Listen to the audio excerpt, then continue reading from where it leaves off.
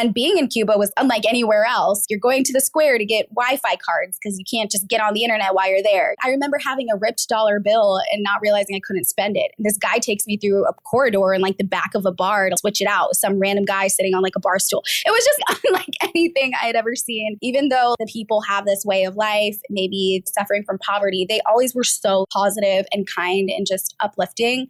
And I fell in love with their joy. I know I can trace that back to the moment where I was like, I have to see more of the world. Hey, I'm Matt Bowles, and this is The Maverick Show. Stories from around the world about what really happens when you build a life beyond borders. I just want to start off by letting you know that I have put together for you what I consider to be the 7 keys to building a location-independent business, even in a space that is not traditionally virtual. Now, my company, Maverick Investor Group, is a U.S. real estate brokerage that helps people to buy cash flowing rental properties in the best U.S. markets from anywhere. And when I told people that I was co-founding that business back in 2007, they told me I was crazy because a real estate brokerage is not a traditionally virtual business category. But fast forward today, I have run that business from 65 different countries, and 100% of our staff is fully remote. And since then, I have been asked to speak around the world at Nomad conferences about how to do this. And now I have distilled it down for you to the 7 keys of building a location independent business. And you can get that at themaverickshow.com/keys. This is completely free. It's just going to ask you to enter your email address, which will put you on the Maverick Show's Monday Minute email newsletter if you're not already subscribed. And then you can check it out. It's waiting there for you now, themaverickshow.com/KEYS. And now let's get into the episode. My guest today is Marissa Strang. She is a Washington, D.C. based travel creator, storyteller, and tourism marketing professional who has built a global community of over 100,000 travelers through culture-first, experience-driven content that inspires people to explore the world with more confidence, curiosity, and intention. A lifelong traveler with a passion for immersive experiences and community-led tourism, Marissa has explored destinations across North America, Europe, the Middle East, Africa, and the Caribbean with a travel style centered around local culture and highlighting underrepresented stories. She will also be a featured speaker at the upcoming Women in Travel Summit 2026. Marissa, welcome to the show. Hi there. Thanks for having me. I am so excited to have you here. The last time we hung out in person was in New York City almost a year ago. We're going to see each other at the upcoming WITS conference in Chattanooga, which I'm super excited for. But let's just start off by setting the scene and talking about where we're recording from today and the fact that we have agreed to make this a wine night. So let's also talk about what we are drinking. I am actually in the Blue Ridge Mountains of Asheville, North Carolina tonight, and I've just opened a bottle of Chilean Carmenere. So I am going to be drinking through that tonight. But where are you, Marissa, and what are you drinking? Yum, that sounds so good. I am in Fairfax, Virginia. It's just about 30 minutes outside of the DC area where I'm actually raised. And today I have a Petit Vincennes from 50 West. It's this gorgeous winery in Middleburg, Virginia, which is Virginia's best wine country. So I'm enjoying that tonight. I feel like because we are drinking wine, we should start off with a wine travel story. When you think about the different travels that you have done, you've been to a number of different wine producing countries. I know that. What is one of the top wine experiences around the world that comes to your mind that you still think about? So one place that really surprised me, I feel like nobody talks about Santorini when they talk about wine. It really blew me away. And I've been wine tasting in Tuscany. I've gone to Napa Valley, but something about Santorini was so surprising to me. The wine was so delicious. It had this rolling hills and countryside that I never thought I would ever experience. And for the day, we just had a half-day tour with a private driver. We hit 4 or 5 different wineries in the countryside in Santorini. It's my best friend and I. And it was so gorgeous. They have this really cool method with the wine vines where they wrap them into baskets to protect them from the wind. So that was so cool to learn about, but also just drinking my way through Santorini, which is a bucket list place for me, was insane. We got wine tasting in a cave and we went to these beautiful outdoor scenery with rolling hills, and it was just a dream. It doesn't even feel real. Well, I have been wine tasting in Greece. I have never been to Santorini, but I have been to some of the other Greek islands, and the wine scene is legitimate. So if people don't know about Greek wines, I think that is an excellent recommendation to put people onto. All right, Marissa, the next thing I have to ask you about, you and I have not caught up in a couple months, and I have been following your travels vicariously through your Instagram. And there are some stories I have not heard that I must ask you about first to start off this podcast. I saw Instagram footage of you not just going to the NCAA Final Four in Indianapolis, but I saw footage of you hanging out in person with Post Malone, posting videos and selfies together. I need the story for this entire experience and how that came about. So I was obviously at NCAA Final Four. I was on a brand partnership actually with Capital One, which is a dream to even be at an event like that. But we were hanging out. I think a lot of people don't realize it really was spontaneous. It was not because I was there for a brand partnership. It really was the most random thing ever. So we are in the Capital One lounge and we're just hanging out, grabbing some food, taking a breath, because March Madness has this amazing music festival called Jam Fest. And they have all these headliners, and Post Malone obviously was one of them. So we were like, okay, let's just go to the lounge and hang out for a little bit, revamp before the first set, have a little bite. And they were closing the lounge. They were kicking everybody out.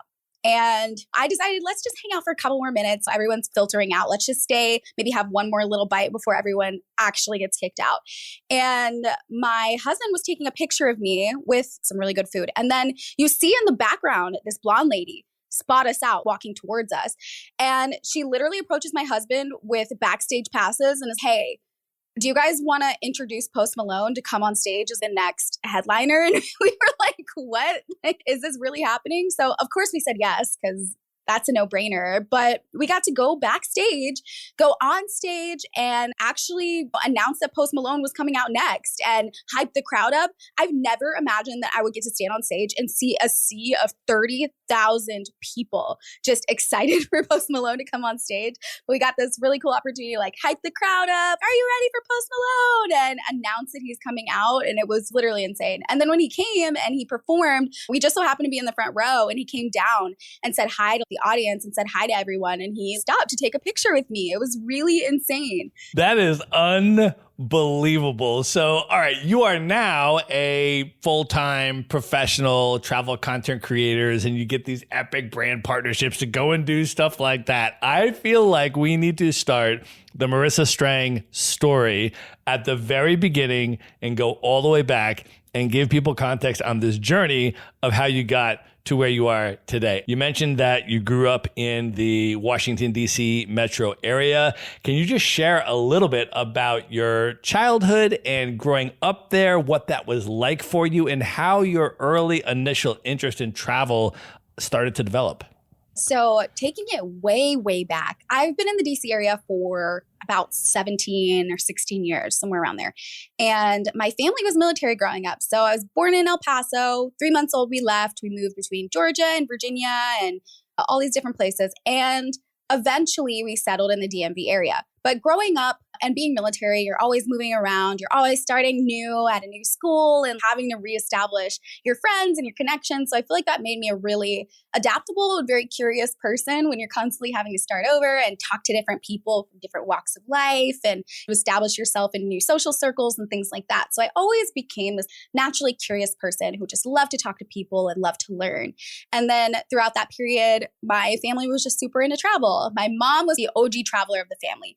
And she would just plan all these weekend trips. Let's go to the beach. Let's go on a cruise. Let's go to Mexico and go to an all-inclusive resort. So I grew up with these stories, traveling with my mom and dad and just having these family road trips. But the very first time that I really understood travel and the power of it outside of let's just go on a vacation was junior year of college, when I went on a study abroad to Cuba to study salsa dancing.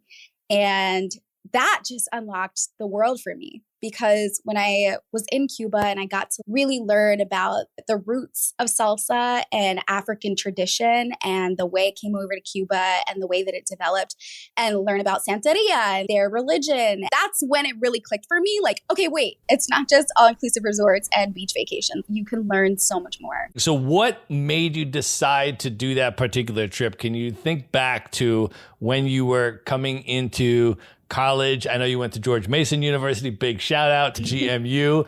But when you were in college, what made you decide to sign up for that study abroad trip in Cuba? And what were you hoping to get out of it? If you think back to when you were anticipating and you were about to go on that trip, what were you hoping for? What was the mindset?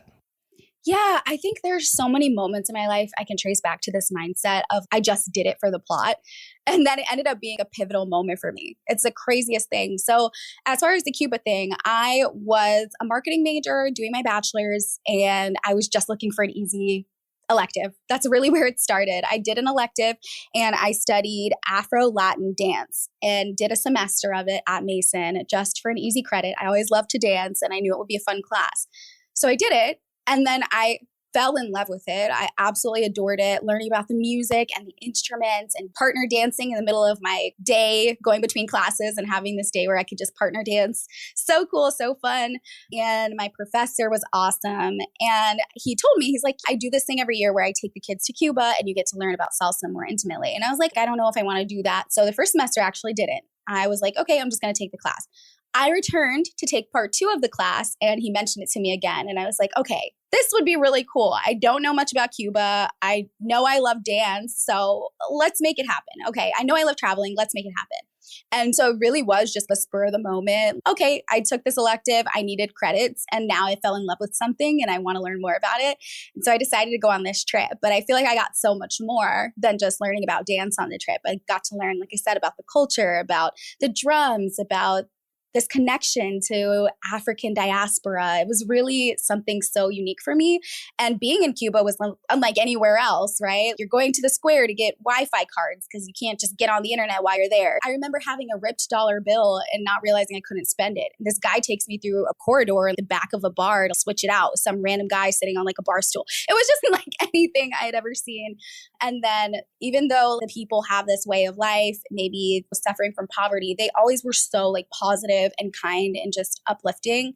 And I fell in love with their joy. I know I can trace that back to the moment where I was like, I have to see more of the world. So from there, based on that trip and how you felt, how then did that shape your future trajectory? What was next for you when you got back from that trip? So getting back, I went back into my studies, right? And I was still a college kid, but I saw an uptick in me trying to plan trips with my friends. Oh, did you know there's Ocean City is only a few hours away? Let's go to the beach. Or, oh, my mom said she got some kind of deal to go to Mexico. And oh, I invited myself on the trip. I know I was not invited. She was going to go and go to a resort. I'm like, oh, can I come? That's when I noticed these upticks in me just trying to get out of my bubble anytime that I possibly could, whether it was spring break. I remember going on some trips to Miami over spring break. So it started very like local, but it was just what a college kid could realistically be able to afford and do. But I was just trying to get out of the circle as much as possible.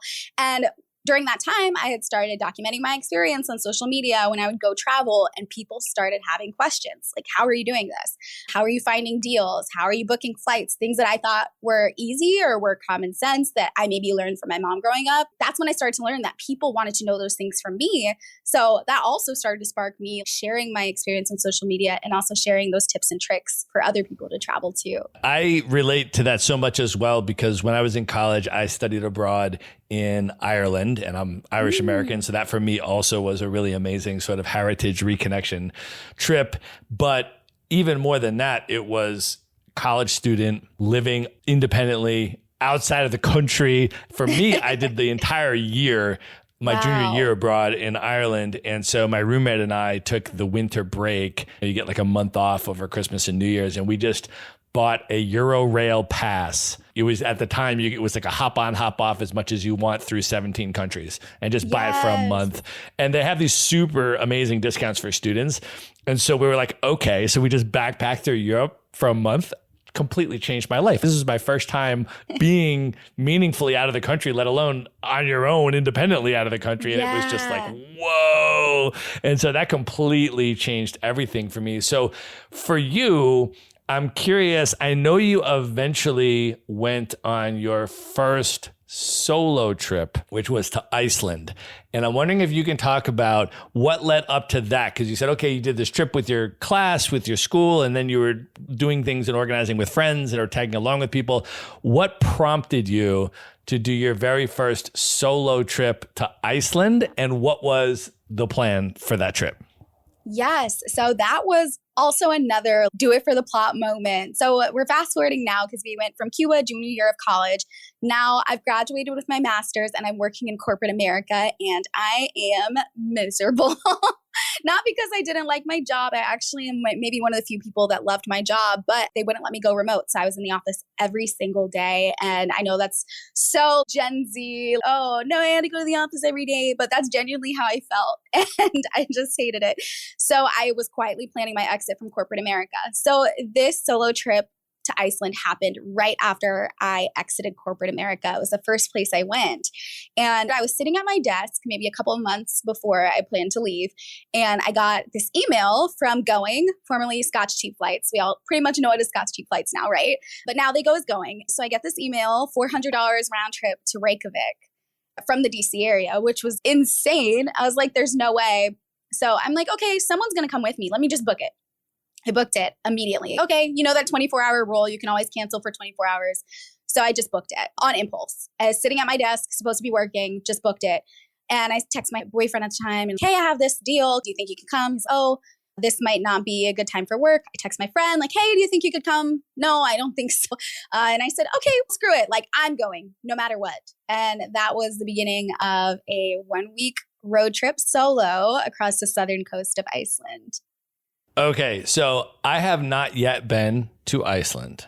So I would love to hear from you what it is like there and what some of the highlights were. And for people like me that have not yet been, can you describe how you planned the trip and what turned out to be some of the most epic moments for you of that trip? That trip was so insane. If I tell anyone how it felt like I was in outer space, these are landscapes that I have never seen in my life. You look out the window and it's just mossy rocks for miles and miles. You can be somewhere and it's mountains with snow caps and covered in snow, glaciers, waterfalls. There are these hiking trails with trees. It is just the most diverse landscape I've probably ever explored. Planning that trip was a beast, especially because I was road tripping. I was like, I don't know anything about doing this by myself. And I'm like trying to plan all these different cities. The southern coast, you're driving. It might be like you're driving 2 hours and you go to another waterfall, it's 2 more hours. You go to another place, it's 4 more hours. So it really is a beast to drive. And I remember doubting myself going into it. Can I do this alone?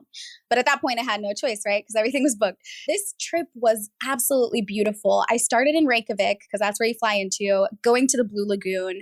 And I remember thinking, this is something that's been on my bucket list for so long. It really is as blue as it looks, like that blue turquoise water and steam. And it's just so gorgeous.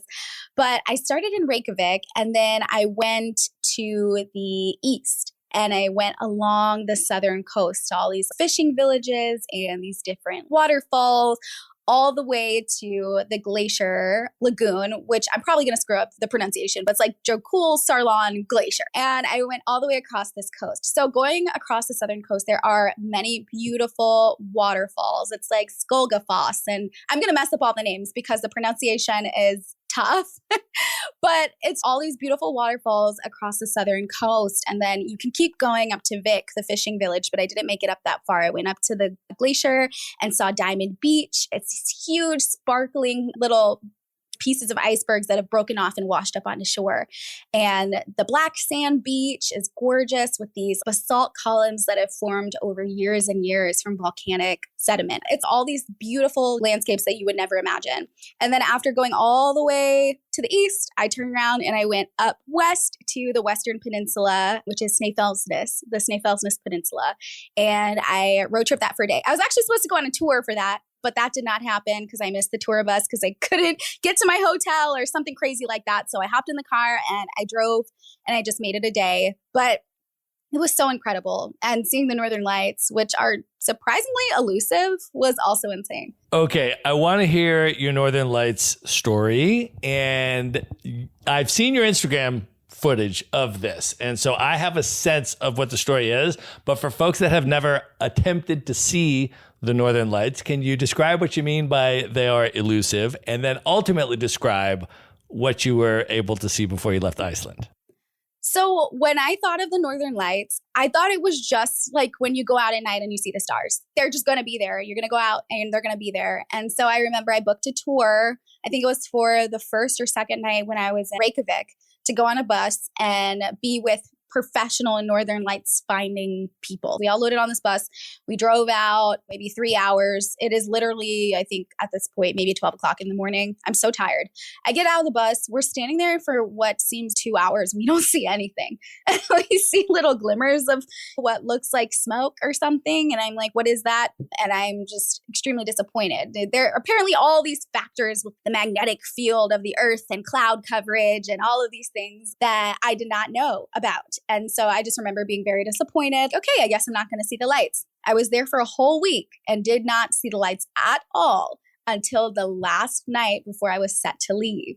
The airport from Reykjavik, the capital, is about an hour away. So I decided, let me just book this random little airport hotel right next to the airport for my flight the next morning. And I was so exhausted at that point. So I slept the entire day. And I mean the entire day. I got to the hotel at maybe 10 a.m. and I was on and off sleep all the way probably until 9 p.m., almost 12 hours.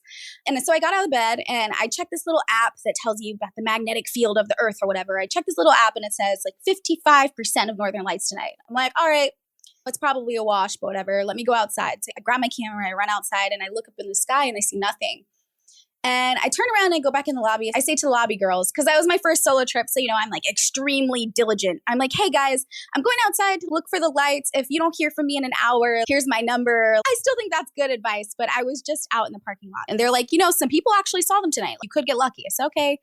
So I go back outside and I stand there and I see this gray streak across the sky.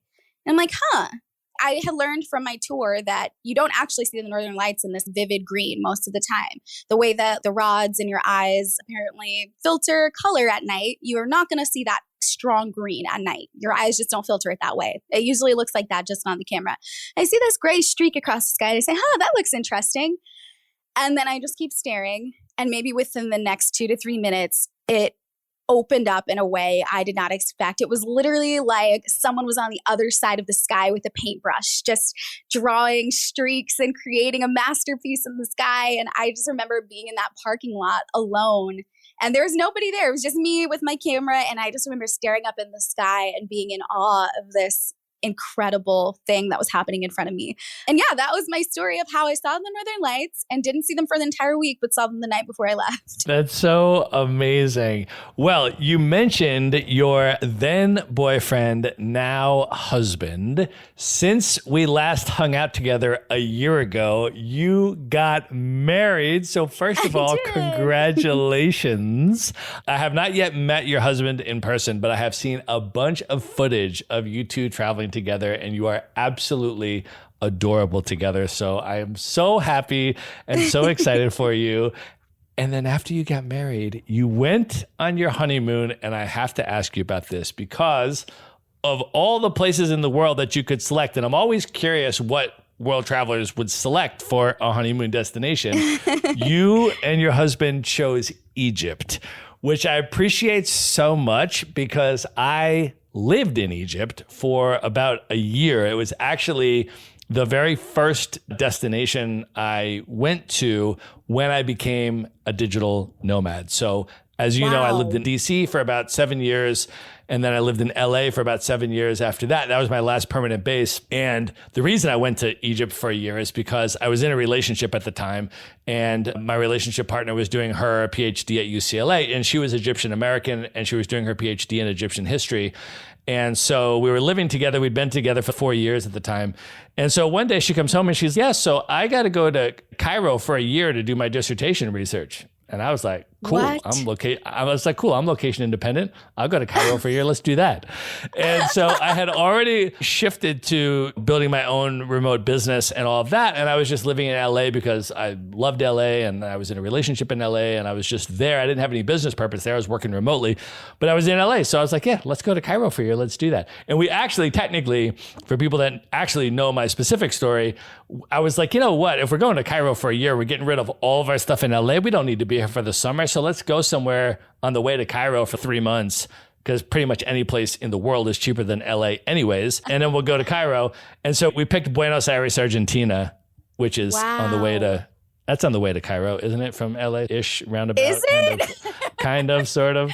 So actually, technically, the very first place I went was Buenos Aires. And some people know that story for 3 months. But then after BA, I went to Cairo and we lived in Cairo for 9 months, actually. But we had previously gone there for like 2 months a couple of years earlier because she needed to do some stuff. So we went for 2 months and then we're like, all right, we're moving there. And we went there for the year. And so while we were there, of course, that my sister came over and we traveled around Egypt and stuff like that. It was a really special year. I have a lot of love for Egypt just because of how long I spent there and how deeply I was able to immerse and all of that. And of course, one of the things I love about yours, because I've seen your videos and it's amazing. Like you did such a beautifully spectacular job. Like I was actually really quite touched by how beautifully you represented the different parts of Egypt and the different temples that you went to. It really came across in the quality of your videography and your content creation, how special these places were to you and just in general. So the tribute that you created, I think, through your content really touched me and was really special and wonderful. But obviously, even more special than that for you is the fact that it was your honeymoon. And so let's just start with you and your husband are choosing a destination. How do you land on Egypt? First of all, thank you so much. That actually means a lot. I think when anyone who has lived in a place or someone who grew up there as a local says that my content represented somewhere well, like that means a lot more to me than anything, because you always want to represent a place and do it justice, right? And so, yeah, the Egypt thing, it's so crazy because we didn't quite pick that first. It really was just another, I guess maybe a running theme of my life is things just happen sometimes. And so my husband and I, we were going back and forth about a honeymoon destination and we could not agree. I am more than willing to say we went back and forth about it probably for like months. I wanted to do Vietnam. He is a magnet for mosquitoes. And I don't know why. He just was like, I'm worried about the mosquitoes. I don't want to go. I was like, all right, fine. He wanted to do South Africa. He's already been twice. I was like, I'm not going somewhere you've been before. We're going to experience somewhere new together. We wanted to do Italy, but the time of year that we needed to go, there were going to be all these places we wanted to visit and they were going to be all closed for the season. So we had just went around and around and around in circles and I was tired. And so one day I'm just standing in the kitchen cooking dinner and he just walks in the kitchen and goes, what if we do Egypt? And I literally looked at him and said, okay, great, let's do it. So I guess part of it was exhaustion of this conversation of how we reached this point. But also I had always wanted to go to Egypt. So I'm like, okay, this will be adventurous and it's a little different than what most people do. And I'm always about doing something for the plot. So I was like, okay, let's do it. So we had chosen Egypt somewhere along the way of me trying to start planning this thing. And this thing was a beast. I feel like logistically, I'm not sure how it is with you and having been like someone who lived there. Logistically, I feel like getting around Egypt can be a beast. If you don't have a local person or you don't have any roots there, it can be like pretty confusing to plan all of the missing pieces and put it together, this puzzle of what was supposed to be our 11-day trip. We decided we were going to go and we were trying to start planning it. And somewhere along the line, my friend, now friend, but at the time she was a total stranger, had emailed me. Her name's Anina, and she runs a Latina hair, but also group travel, a company called The World Within Us. And she had reached out to me. It's like, hey, I just want to connect with another entrepreneur. I'm Anina. I live in New Jersey / New York area, and I plan trips for groups. And let's connect. So we hopped on the phone, and through our conversation, I discovered that she had been to Egypt 7 times. And I was like, girl, I need your help. And it's so funny because as a self-sufficient traveler, I like to plan everything myself. But at this point, I was like, I need your help. And so she planned this amazing trip for us for 11 days. We started in Cairo. We did the whole circuit. We did the Nile cruise from Aswan to Luxor, and then we ended in Hurghada and at the beach, and then we went back to Cairo. But it was amazing. But in the meantime, I think something really important to mention is the day before we left, the current administration issued a warning for all travelers to return from Egypt immediately. There was a list of 40 countries that they said, let's go ahead and return our travelers. If you're American, come back. And Egypt was on the list. So we had this very real conversation the day before our honeymoon trip that we had already paid for in full, and made the mistake of not buying travel insurance. Usually I do. This time I didn't. I was like, we're going no matter what. I didn't have any travel insurance. Now we have this question, should we go?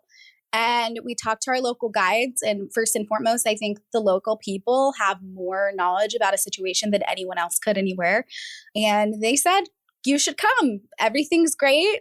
And we said, okay, let's do it. And I just remember this feeling hanging in the air between us as we were like packing our bags and getting ready to leave. But we still decided this is something we should do. And we went, and it was the most beautiful time. It was incredible. The people were so nice to us. We had such a great time there. So I, as you know, went through all of your Instagram video content in detail. And as I said, I was personally just emotionally moved by how you represented the different places in Egypt that you saw. I thought it was really spectacular. But I'm curious for you and your husband, how you actually experienced some of these places. And for people that have never been to Egypt and they've never seen any of these places, one of the things that I really loved is how much of the country you saw. And you went to Cairo and you went to Luxor and the Karnak Temple and those types of things. But then you also went to some places that are more difficult to get to. You went to the Temple of Horus at Edfu. You went all the way down to Abu Simbel. You spent time in Aswan. I was so happy that you saw so much of the country, and the way that you represented it was just amazing. But I'm curious just for you too, as travelers and also honeymooners who are there at a very special moment in your life, what were for you some of the most special highlights of that trip? And just describe what some of these places are like for people that have never heard of Abu Simbel or the Temple of Horus or the Karnak Temple or some of these places that you went. I think Abu Simbel is definitely one of the most beautiful temples I've ever seen in my life, or historic sites, if that's the more proper term. But it was so incredible. When you walk up to it, I just remember feeling so small. It's these 4 statues in the front that are standing tall, guarding the entrance. And you just can't really wrap your head around the fact that this wasn't even located in the place that it currently is. They had to extract it piece by piece and rebuild it for people to be able to visit it. So it's this huge project of them extracting a full temple and rebuilding it so that people could have the privilege of being able to visit this historic site. But going to Abu Simbel and just being inside, seeing the hieroglyphics, seeing all these amazing pictures that represent different stories and offerings and different goddesses, Isis, and all these different figures in Egyptian history. I feel like you have to be there to experience it because you can't really wrap your mind around how old it is. And you can't really wrap your mind around the fact that you're standing in this place where all this history was made. History that you studied in history books and you were in social studies class, maybe when you were 3rd grade and you heard about it, but now you're actually standing there. Having that experience and of course sharing it with my husband, there were just so many moments on this trip where we were pinching ourselves, like, how is this even possible? And of course, everyone knows the pyramids of Giza, but I feel like it deserves all the hype that it gets because there is no part of you, there is no version of your brain that is able to wrap your head around how big these pyramids are. And the fact that even 5,000 years later, after they've been built, they're still debating on what the actual purpose of them was. Yes, they were burial chambers, of course, but there are other different mystical things we don't have to get into. Everyone can do their research, but there are so many different things about them that you just can't understand. That moment, being in a bucket list place, I think anyone who's had a bucket list experience that they've always wanted to see knows that feeling of excitement. When you first walk up and you see it with your own eyes, you're like, wow, I cannot believe this. I also want to ask you about the time that you spent in Nubia. For people that don't know, Nubia is in southern Egypt and northern Sudan as the historical region of Nubia, and that includes Aswan. And I know you went there and you spent time in the Nubian village. I have said publicly on this podcast, in all my travels, perhaps the kindest, sweetest, most thoughtful humans I've ever met in my life anywhere on the planet are the Nubians. I was blown away by a level of hospitality that just floored me. And I'm curious, what was your experience like? And for people that have maybe never heard of this region and are not familiar with Nubia, what did you learn going there? And what was your experience like spending time with the Nubians? You know what? I will say, I feel like that's one place that I really wish I spent more time because like you said, when I got there, and it was around like sunset time. So we were just going towards the end of the day, but being in the Nubian village and getting to meet the people there, they were so kind. And I felt so incredibly welcomed by them being there. And they're like, oh, you look like me, or oh, my family, or oh, welcome home. These little phrases they would say when I was there. I remember just feeling this sense of I belong here and they're happy to see me here. And I loved to be able to experience that. But we had gone to this place where they had created music with drums, and we sat in the living room of this space and just had this delicious hibiscus tea with them and fellowshipped and talked. And they were just so sweet and so welcoming. And just walking around the village, all the people, they didn't expect anything from you. So if you wanted to just see their shop, or they have all these beautiful artworks outside of their house representing their family name and having the key of life and different symbols. And I love art. So there was just a moment where I said, oh, I just want to be able to wander around and look at the artwork and look at the colors. And I remember that anytime I saw a house, or like I was just intrigued by their artwork or by what their paintings that they had, they'd be like, oh, come in, look, you don't have to buy anything. You don't have to eat anything. You don't have to do anything. Just come in and look. And they were just happy to have you there, just admiring their homes, admiring the artwork. And so I just really felt this sense of family, this sense of sweetness that I wish I spent more time there, honestly, because it really was, like you said, such a warmth, a hospitality, and a kindness that is so unique. I'm so happy that you did your honeymoon there and that it was so special for you guys. I also want to ask you about other places in the Middle East where you have spent time. I know you also, within the last couple of years, went to Jordan.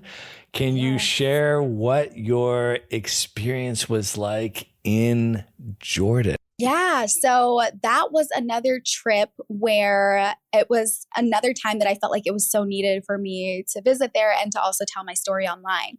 Even with the Egypt story, I feel like people have these preconceived notions and maybe misconceptions about places, about people, and what they're like. And so Egypt was definitely one of those places that I wanted to make sure I did it justice online.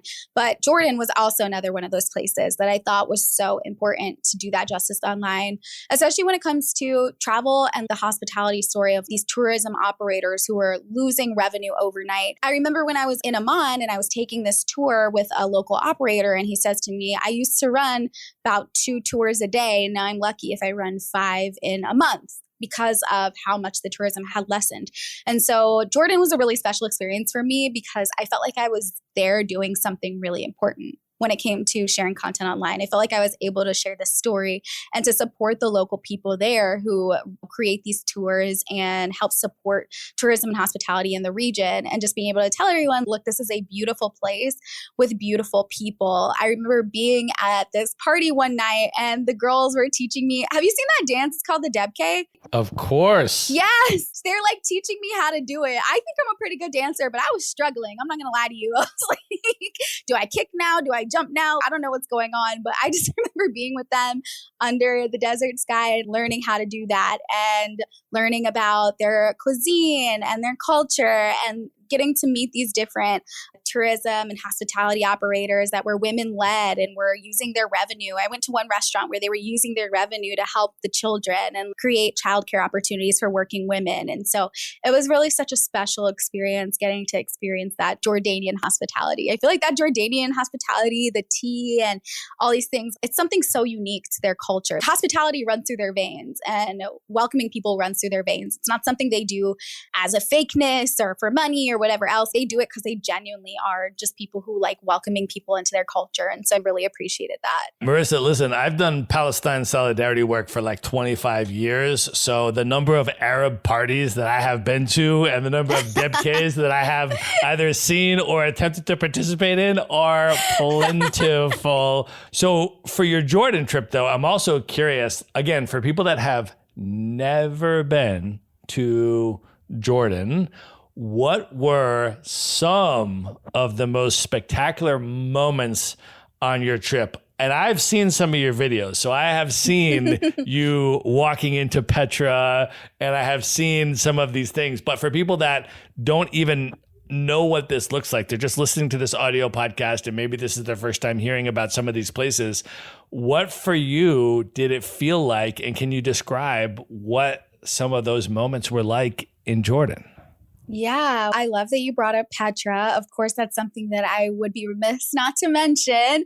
But Petra was insane. It was even better than I could have ever imagined. Just walking in and you're like kind of in this slot canyon as you walk up to it. So you can't really see much, but you're walking through the slot canyon, you're waiting for that grand moment. And then when it does happen and it opens up and you see the treasury building and all its glory carved into this solid rock over 1,000 years ago, and you're looking at it, and you can't even wrap your brain around it. You really can't, because it's something that you've only seen in pictures and you're getting to see it in real life. And the stone is this gorgeous, deep orange color. And it's just so beautiful.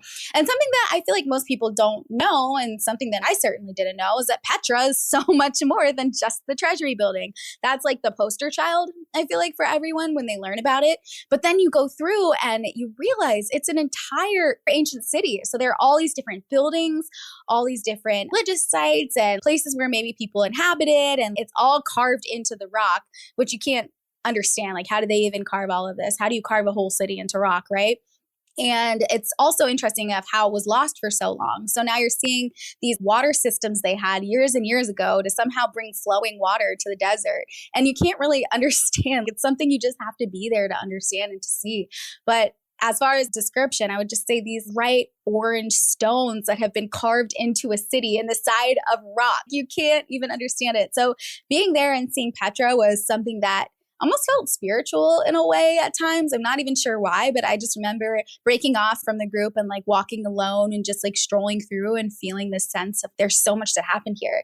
It used to be a trade hub for the Middle East. Getting to picture that in your head of what actually was here was absolutely insane. But I'd also say driving through the Wadi Rum desert is another thing that I would say was crazy. It is literally just miles and miles as far as you can see of desert and these beautiful rock formations. And you just feel the sun and you're walking through and it's wow, like I can't believe this is real. It almost messes with your head a little bit. You're like, is this a dream? Is this a simulation? Can't believe it. I think I'd also bring up the Dead Sea. Of course, getting to float in the Dead Sea and you're like, I can't drown here. It's so salty that I can't drown. Now, that is one thing I'm willing to say I will never do again. Probably ever, because it is sensory overload. In the water is super salty. It's on your skin. It feels oily for some reason with the minerals. It's like oily on your skin. If you even get the teeniest, tiniest bit of water to splash in your eye, you're going to be screaming in pain. It's another moment where you have to do it for the plot. So I went in and I floated and got to experience that. And that was also just an incredible thing to experience. Well, you mentioned that there are a lot of misrepresentations about the Middle East region, about Jordan, and that you wanted to debunk some of those misrepresentations. I'm curious for you, did you realize that before you even planned this trip and went over there? Or were there things that you learned on the trip? Are there moments or conversations with particular people, whether they're Bedouins or Palestinian refugees or Jordanian folks that you met there on your trip, that helped to challenge some of those stereotypes and that you wanted to put out into the world? I just think starting from a standpoint of safety, I think that's like the main thing. Is people are like, I'm going to stay away from there because it's not safe and everyone's in survival mode there. And I'm sure to an extent people are in survival mode. A high percentage of them are from Palestine and they're seeing their families go through this awful thing right now. So yes, but no. When you're there, everyone is very welcoming. They're happy to see you there. They want you to experience their country. They want you to experience their culture. They want you to feel comfortable. They want you to be happy while you're there. And I think that was my first time really being in a place that had a reputation of being in conflict or potentially being dangerous. And so that was definitely something that I considered leading up to it. I consult my friends. I consult the people around me that have a more expanded worldview than I do. I'm still a traveler. I'm still learning myself. I'm still growing myself, right? I'm not an expert on all subject matters. So I remember having these conversations before I went of how should I prepare myself to be there?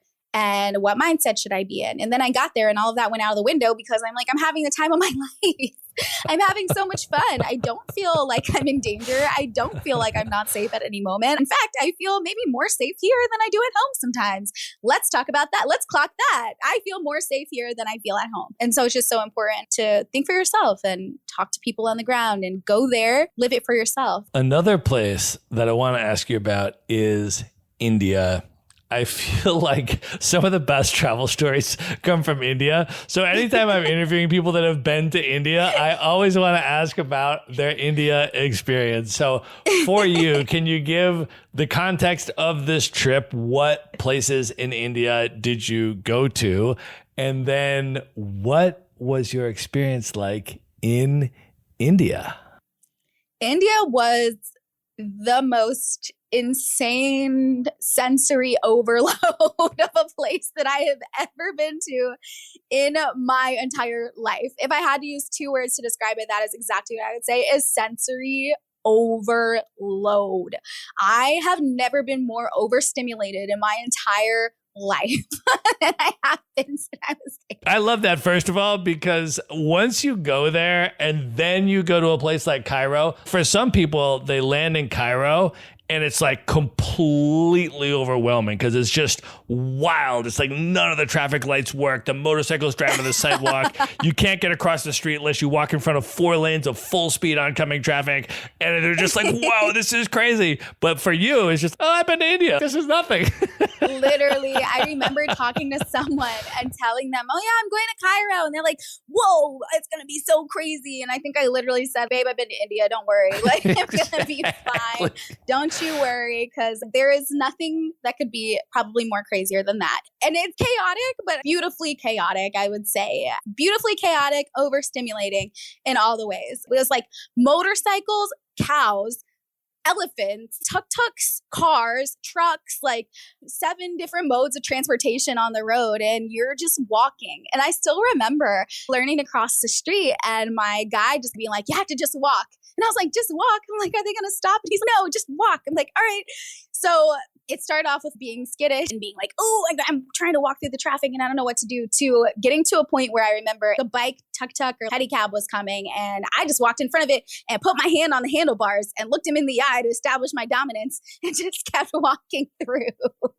Because I'm like, you're not going to run me over today, sir.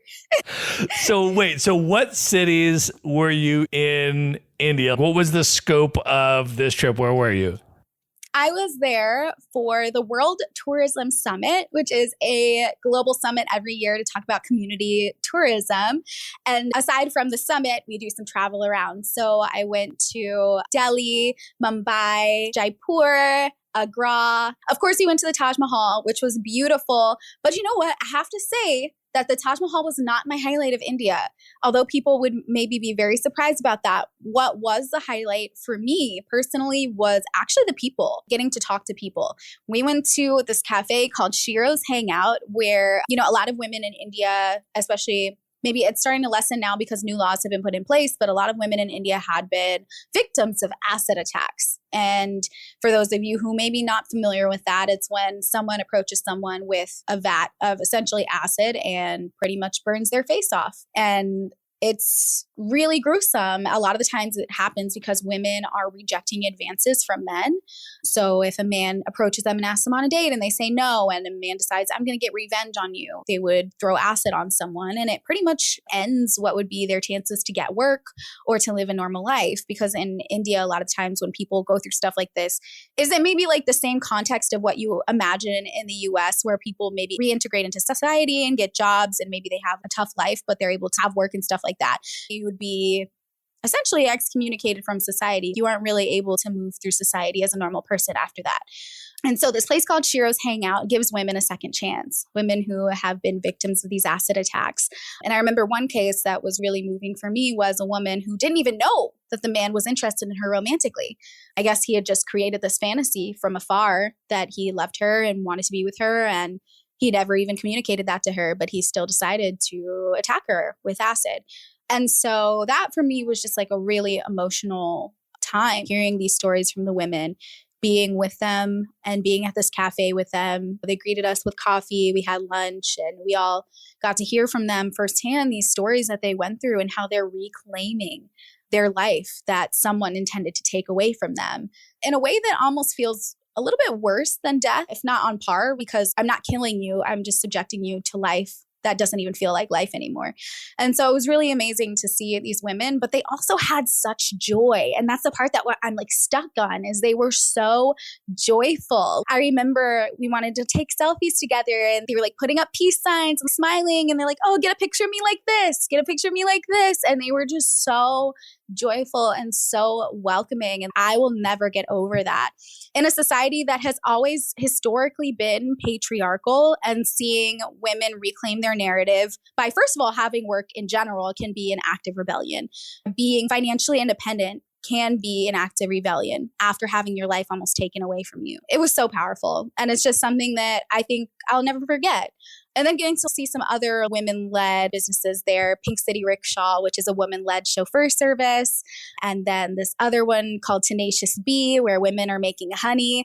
I got to meet some women who had left their village for the very first time that day just to tell us about their honey and come meet with us and show us their product. And it was amazing. They're like, this is my first time out of my village. It's my first time I think they took a train. It's their first time taking the train and first time leaving their village. And I got to meet them. So yeah, Taj Mahal was great. But if someone asked me what was the highlight of India, I'd probably say learning to cross the street and also getting to meet the women there and getting to talk to them. And that was just so incredible. What impact do you think that overall India experience had on you as a traveler and as a person going forward? It continued to create a sense of open-mindedness that I've always tried to have, but not necessarily have always had the opportunity to exercise. When you're actually in a place like that and you hear so many things, people always have something to say about India, and just being there yourself and understanding it and getting to see it in real life and understand there is a beauty to the chaos. There's a beauty to the craziness.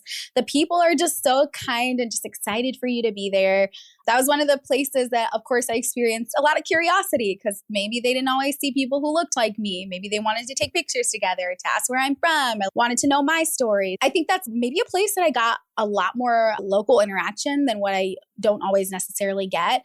Just being able to talk to people, being able to expand my worldview, and being able to say, yes, I've been to India, and yes, it's crazy, but it's also a beautiful place. And hearing people's stories and seeing, especially the women, I've always been a champion of women's rights, and I've always known how important it is. But that's always from my perspective as a person from the US. That's my perspective as an American. But getting to go into a historically patriarchal society and see women who are pushing back and creating their own businesses and It's this ongoing effort. Getting to see that, it made me even more proud. It added a sense of pride to me as a woman to continue supporting women-led businesses and women-led stories, and to continue to do that on my platform, but also with my dollar, because that's really the best way you could do it, is support through money and where you can, realistically, buying products or supporting their services. I think that it helped reinforce to me the importance of supporting women-led businesses. And now that's something I even look for moving forward through my travels, is how can I support any community that's disadvantaged in a certain part of the world through spending my money with them. And that's where I really understood the impact of community-led tourism and making sure that when you're traveling, you're using your dollars in places and with tour operators that are supporting the people who are local on the ground, trying to change their lives and push forward for a more progressive society where they are. All right, we're going to pause here and call that the end of part 1. If you would like to hang out in person with me and Marissa, we are both going to be at the WITS Travel Creators Summit in Chattanooga, Tennessee, May 29th to 31st, 2026. I will put a link in the show notes for where you can get your ticket. And if you are going to go, be sure to send me a direct message on Instagram at Maverick Show Pod so that we can plan to link up at the event. We're going to put that link in the show notes along with direct links to everything else that we have discussed in this episode, including all of the ways to find, follow, and connect with Marissa. And be sure to tune in to the next episode to hear the conclusion of my interview with Marissa.